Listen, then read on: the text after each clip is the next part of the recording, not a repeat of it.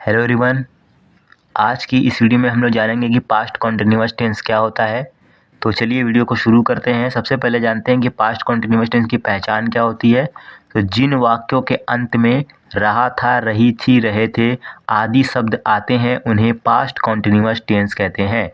ठीक है, तो ये इसकी पहचान हो गई। सिंपल सी इसकी पहचान है कि आपको ये इसको बताना है कि जिन वाक्यों के अंत में कोई वाक्य दिया होगा उसमें रहा था, रही थी, रहे थे आदि शब्द आते हैं तो उन्हें पास्ट कॉन्टिन्यूअस टेंस कहते हैं। और ये हो गया कुछ एग्जाम्पल। मैंने 2 एग्जाम्पल यहाँ पे लिख रखा है कि रमेश बाजार जा रहा था, मीना कपड़ा धो रही थी। अब ध्यान दीजिए कि ये दोनों वाक्य दिया हुआ है, जैसे कि ऊपर वाला जो उदाहरण दिया है रमेश बाजार जा रहा था, ये एक वाक्य हो गया। और इस वाक्य के अंत में ये जो दिख रहा है जो रहा था आ रहा है ना, तो ये हो गया पास्ट कॉन्टिन्यूअस टेंस का उदाहरण। और दूसरा है कि मीना कपड़ा धो रही थी और इस वाक्य के भी अंत में रही थी आ रहा है। तो अगर ऐसा कोई वाक्य दिया होगा रहा था, रही थी आएगा वाक्य के अंत में, तो उसको बोलेंगे पास्ट कॉन्टिन्यूअस टेंस। अब उसको बनाते कैसे हैं, उसका स्ट्रक्चर क्या होता है, अब हम लोग उसको जान लेते हैं। तो ये रहा स्ट्रक्चर, पास्ट कॉन्टिन्यूअस टेंस का स्ट्रक्चर क्या है, इसका बनाते कैसे हैं। सबसे पहले हम लोग क्या करेंगे, सब्जेक्ट को बनाएंगे। सब्जेक्ट बनाएंगे, उसके बाद हेल्पिंग वर्ब वाज और वर, ये हो गया वाज और ये हो गया वर। अगर हमारा सब्जेक्ट जो होगा अगर एक वचन होगा तो वाज लगाएंगे, अगर सब्जेक्ट हमारा बहुवचन होगा तो वर लगाएंगे। उसके बाद वर्ब की फर्स्ट फॉर्म लगेगी, ये बात ध्यान दीजिएगा। वर्ब की फर्स्ट फॉर्म के साथ आईएनजी को लगाएंगे, उसके बाद ऑब्जेक्ट को लगाएंगे। तो इस तरह से हम लोग का जो पास्ट कॉन्टिन्यूअस टेंस का जो सेंटेंस रहेगा वो पूरी तरह से बन जाएगा। तो अगर आप लोग इसमें एक चीज़ लिख लीजिए कि अगर सब्जेक्ट हमारा एक वचन होगा, एक वचन सब्जेक्ट के साथ हैज़ लगाएंगे, एक वचन सब्जेक्ट के साथ वाज लगाएंगे, एक वचन सब्जेक्ट के साथ एक वचन सब्जेक्ट के साथ एक वचन सब्जेक्ट के साथ वॉज लगाएंगे। ठीक है, वॉज लगाते हैं, ये बात ध्यान दीजिएगा। एक वचन सब्जेक्ट के साथ वॉज लगाते हैं। और अगर हमारा सब्जेक्ट अगर बहुवचन होगा, सब्जेक्ट अगर हमारा क्या होगा, बहुवचन होगा, तो क्या लगाएंगे, वर लगाएंगे। बहुवचन सब्जेक्ट के साथ वर लगा देंगे। ठीक है, बहुवचन सब्जेक्ट के साथ वर लगाते हैं, ये बात हमेशा ध्यान दीजिएगा। और वर्ब की फर्स्ट फॉर्म के साथ आईएनजी को लगाएंगे। ये इतना आप लोग को याद रखना है पास्ट कॉन्टिन्यूअस टेंस बनाते समय। ये हो गया आपका अफर्मेटिव सेंटेंस का स्ट्रक्चर हो गया। सब्जेक्ट हो गया, वाज वर हो गया, वर्ब की फर्स्ट फॉर्म के साथ आईएनजी को लगाएंगे और ऑब्जेक्ट लगाएंगे, ये हो गया स्ट्रक्चर आपका। ठीक है, और इसके बाद वाज कब लगाना है, वर कब लगाना है, ये मैंने बता दिया कि अगर एक वचन सब्जेक्ट होगा तो वाज लगा दीजिएगा और बहुवचन सब्जेक्ट होगा तो वर लगा दीजिएगा। ठीक है, इतनी बात हो गई। अब हम लोग क्या करते हैं कि एग्जाम्पल समझेंगे तो और अच्छी तरीके से समझ में आएगा। जैसे मान लीजिए पहला एग्जाम्पल मैं बता देता हूँ कि राजू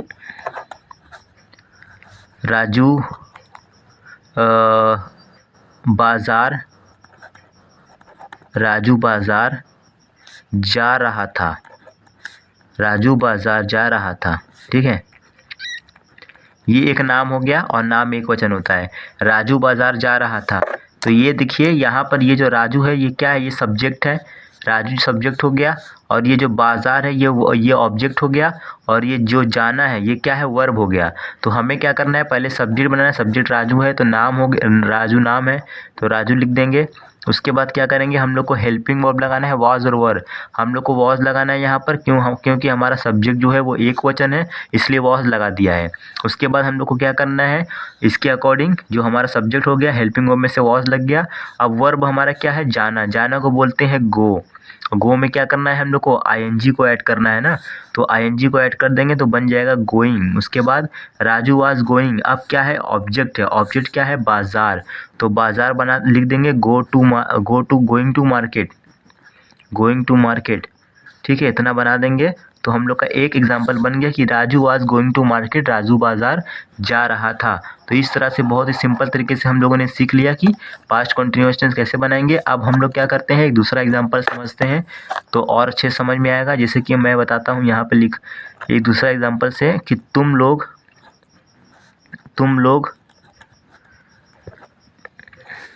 तुम लोग टीवी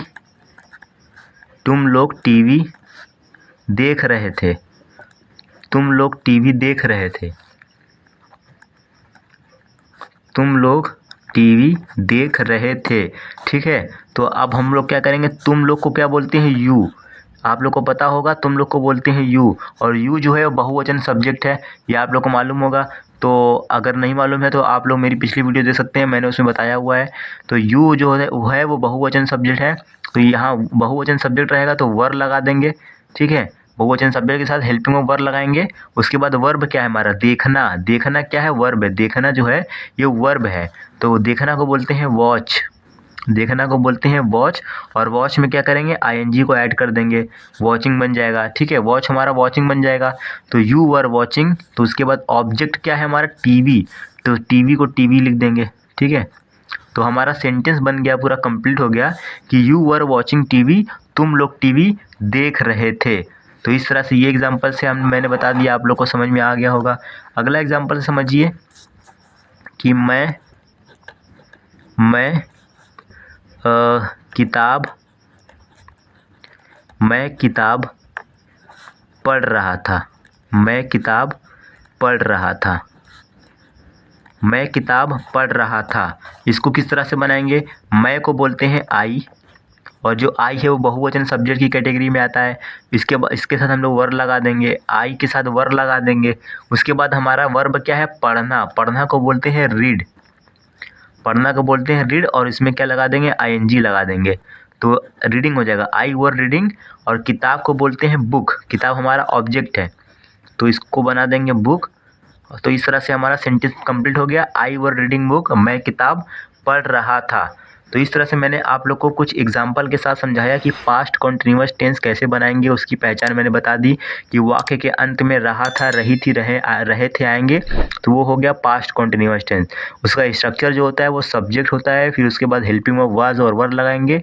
उसके बाद वर्ब की फर्स्ट फॉर्म के साथ आईएनजी को लगा के ऑब्जेक्ट लगा देंगे। और ये था कुछ एग्जाम्पल, उससे मैंने बता दिया आप लोग को। आई होप आप लोग को समझ में आया होगा। अब मैं क्या करता हूँ, कुछ एग्जाम्पल आप लोगों को एक्सरसाइज करने के लिए देता हूँ, ताकि आप लोग अच्छे से प्रैक्टिस कर सकें। तो ये रहे कुछ एग्जाम्पल, जैसे कि पिताजी अखबार पढ़ रहे थे, वह नाश्ता बना रही थी, हम लोग चाय पी रहे थे, बच्चे स्कूल जा रहे थे। तो ये रह गया कुछ एग्जाम्पल।